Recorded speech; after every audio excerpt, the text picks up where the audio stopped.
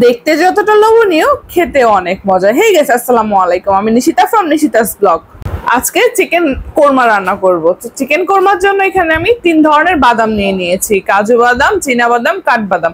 আপনারা কেউ চাইলে 2 রকম বাদাম অ্যাড করতে পারেন। আমি পাটাই করছি, আপনারা ব্লেন্ডারও করতে পারেন। আর এখানে হচ্ছে জয়ত্রী আর কিছু এলাচও বেটে নিচ্ছি। জয়ত্রীটা কিন্তু মাস্ট বি দিতে হবে।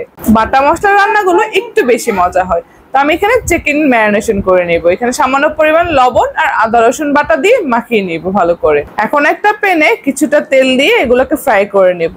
খুব বেশি ডিপ ফ্রাই কিন্তু করা যাবে না। আমার ফ্রাই করা শেষ। চিকেন ফ্রাই করা তেলের মধ্যে আমি কিছুটা পেঁয়াজ দিয়ে দিচ্ছি আর এখন বাদাম বাটা গুলো দিয়ে দিব, আদা রসুন বাটা আর জয়ফল জয়ত্রী বাটা। এগুলো একটু ভালো মতো কষিয়ে দেন টমেটো কুচি দিয়ে দিব। একটু নেড়ে চেড়ে এখানে তেজপাতা, এলাচ আর দারুচিনি দিয়ে দিব সামান্য পরিমাণ। এখন ভালো মতো নাড়া দিয়ে একটু পানি দিয়ে দিব একটু কষানোর জন্য। তারপরে সামান্য পরিমাণ টক দই দিব। আমি 1 গ্লাস পাউডার দুধ গুলে রেখেছিলাম, এখন ওই লিকুইড দুধটা দিয়ে দিব। আর একটু পানি অ্যাড করতে হবে, সামান্য পরিমাণ লবণ। ভালো মতো বলকে আসার পরে চিকেন গুলো ঢেলে দিতে হবে। তারপরে 10 থেকে 15 মিনিট রান্না করুন, দেন রেডি। আমি মাঝখানে একটু চিনি দিয়ে দিয়েছি। আর লাস্ট ফিনিশিং এ হচ্ছে কাঁচামরিচ আর হচ্ছে উপর থেকে একটু করে ঘি দিয়ে দিতে হবে। রেডি আমার কোরমা। এটা আপনি পোলাও, বিরিয়ানি সবকিছুর সাথে সার্ভ করতে পারবেন।